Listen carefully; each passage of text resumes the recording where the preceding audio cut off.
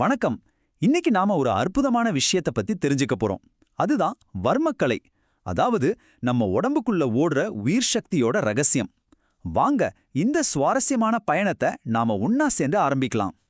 ஒரே ஒரு தொடுதல், அது ஒருத்தரை குணப்படுத்தவும் முடியும், அதே சமயம் செயலிழக்கச் செய்யவும் முடியும்னு சொன்னா நம்ம முடியுதா? ஆனா அதுதான் உண்மை. வர்மக்கலைக்கே அந்த சக்தி இருக்கு. அதோட இந்த மர்மமான பக்கத்தை தான் நாம இன்னைக்கு ஆழமா பார்க்க போறோம். அப்போ வர்மக்கலைனா என்ன? இது ஏதோ தற்காப்பு கலை மட்டும்னு நினைச்சிடாதீங்க. அதுக்கும் மேல இது உயிர்நிலைகளின் கலைன்னு சொல்லப்படுற ஒரு பழங்கால தமிழ் மரபு. நம்ம உடம்புல இருக்கிற குறிப்பிட்ட உயிர் புள்ளிகளை தூண்டி நம்மளோட உயிர் சக்தியே கட்டுப்படுத்துற ஒரு முழுமையான கலை. இதுல குணப்படுத்துறதும் இருக்கு, தற்காப்பும் இருக்கு, ஆன்மீக வளர்ச்சியும் இருக்கு. ஒரு கம்ப்ளீட் பேக்கேஜ் மாதிரி.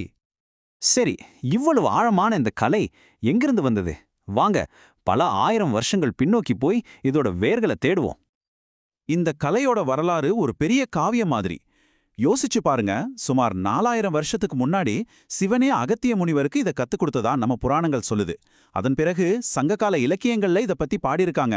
ஜடாவர்மன், சுந்தரபாண்டியன் மாதிரி மாபெரும் மன்னர்கள் இதை போர்க்களங்கள்ல ஒரு ரகசிய ஆயுதமாவே பயன்படுத்தியிருக்காங்க. ஆனா பிரிட்டிஷார் வந்ததும் துப்பாக்கிகளுக்கு முன்னாடி இந்த கலை கிட்டத்தட்ட மறைஞ்சே போச்சு. பல வருஷங்கள் ரகசியமா பாதுகாக்கப்பட்ட இந்த பொக்கிஷம் நல்ல வேளையா சில ஆசான்களோட முயற்சியால திரும்பவும் வெளிச்சத்துக்கு வந்திருக்கு. வரலாற்றை பார்த்தாச்சு. இப்போ ரொம்பவே சுவாரஸ்யமான பகுதிக்கு வருவோம். இந்த கலை எப்படி வேலை செய்யுது? நம்ம உடம்புக்குள்ள ஒளிஞ்சிருக்கிற அந்த ரகசிய சக்தி வரைபடத்தை இப்ப நம்ம பார்க்க போறோம். 108 இந்த எண்ணை நல்ல ஞாபகம் வச்சுக்கோங்க. இதுதான் வர்மக்கலையோட இதயம். நம்ம உடம்புல இருக்கிற முக்கியமான உயிராற்றல் புள்ளிகள், அதாவது வர்மங்களோட எண்ணிக்கை இது. இத நம்ம பண்டைய சித்தர்கள் ரொம்ப துல்லியமா கணிச்சு வச்சிருக்காங்க. ஆச்சரியமா இருக்குல்ல?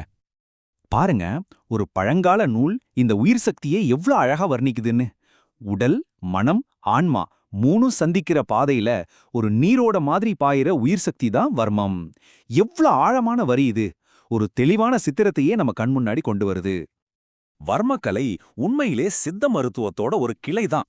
சித்த மருத்துவப்படி நம்ம ஆரோக்கியம் வாதம், பித்தம், கபம்ங்கிற 3 சக்திகளோட சமநிலையை பொறுத்து தான் இருக்கு. இத ஒரு வண்டியோட 3 சக்கரம் மாதிரி கற்பனை பண்ணிக்கோங்க. வாதம் நம்ம இயக்கத்தையும், பித்தம் நம்ம உடலோட சூடு, செரிமானம் மாதிரியான விஷயங்களையும், கபம் உடம்போட அமைப்பையும் பார்த்துக்கொள்ளுது. இந்த 3 சக்கரமும் சரியா சுத்துனாதான் நம்ம வாழ்க்கை வண்டி ஆரோக்கியமா ஓடும். அப்போ இந்த 3 சக்திகள்லயும் சமநிலை தவறும்போது என்னாகும்? அங்கதான் பிரச்சனையே ஆரம்பிக்குது. நாடிகள் வழியா நம்ம உயிர் சக்தி சரியா ஓடாது.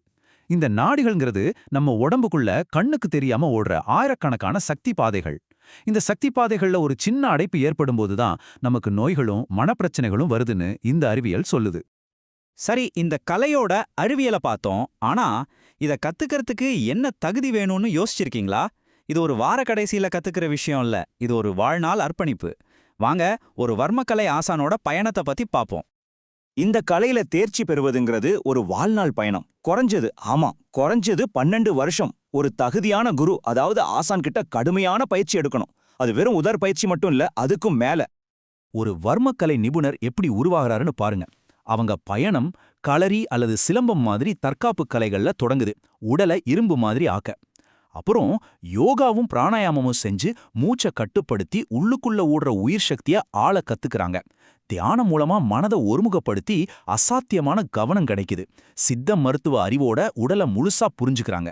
இது எல்லாத்துக்கும் மேல அகிம்சை, உண்மைன்னு நல்லொழுக்கத்தோட வாழ்றாங்க. பாத்தீங்களா? இது வெறும் பயிற்சி இல்ல, ஒரு முழுமையான உருமாற்றம். சரி, இப்ப நாம நிகழ்காலத்துக்கு போருவோம். இவ்ளோ பழமையான இந்த ஞானம் நம்மளோட பரபரப்பான நவீன உலகத்துக்கு என்ன தருது? இதனால நமக்கு என்ன நன்மை? நிறைய இருக்கு. இன்னைக்கு நாம சந்திக்கிற பல பிரச்சனைகளுக்கு இதுல தீர்வு இருக்கு. ஓயாத மன அழுத்தத்தை குறைச்சி மனசுக்கு அமைதி தருது. கவனத்தை ஒருமுகப்படுத்தி நம்ம மூளையை இன்னும் கூர்மையாக்குது. அது மட்டும் இல்ல, மூட்டு வலி, தலைவலின்னு நாள்பட்ட வலிகள்ல இருந்து நிவாரணம் தருது. மொத்தத்துல நம்ம உடம்புக்கும் மனசுக்கும் ஒரு முழுமையான புத்துணர்ச்சி கிடைக்குது. இது உடல் நலனோட நிக்கல, நம்மளோட உணர்ச்சி மற்றும் ஆன்மீக வளர்ச்சிக்கும் இது உதவுது. தைரியம், பணிவு, மன அமைதி இதெல்லாம் வளருது. கோபம் மாதிரியான எதிர்மறை உணர்ச்சிகளை கருணையா மாத்துது. பயத்தை நம்பிக்கையா மாத்துது. இதோட இறுதி இலக்கு என்ன தெரியுமா? முக்தி அல்லது முழுமையான விடுதலை. ஒரு காலத்துல தகுதியான சீடர்களுக்கு மட்டும் ரகசியமா கத்துக் கொடுக்கப்பட்ட இந்த கலை இன்னைக்கு நம்மளோட விலை மதிப்பில்லாத கலாச்சார பொக்கிஷமா புத்துயிர் பெற்று அதோட ஞானத்தை உலகத்துக்கே கொடுத்துக்கிட்டு இருக்கு. இந்த விளக்கத்தோட இறுதியில உங்ககிட்ட ஒரு கேள்வி. பல ஆயிரம் வருஷம் பழமையான இந்த ஞானம் நம்மளோட பரபரப்பான எதிர்கால வாழ்க்கைய பிரகாசமா மாத்துற ஒரு திறவுகோலா இருக்க முடியுமா? நீங்க என்ன நினைக்கிறீங்க? யோசிச்சு பாருங்க.